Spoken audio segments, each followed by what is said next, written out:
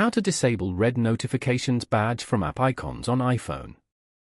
To get started, first of all go ahead and open up the Settings application on your phone.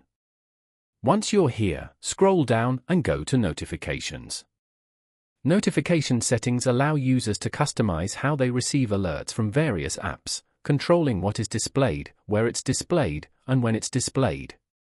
On this page, scroll down to the Notification Style section and tap on any app. For example, Calendar. You can manage the app notification settings from here. In the Alert section, turn off the badges switch as shown.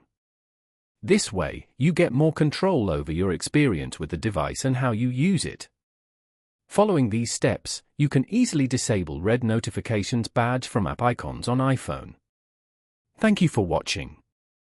Please leave a like if this tutorial helped you, or leave a comment below if you have any questions related to the video.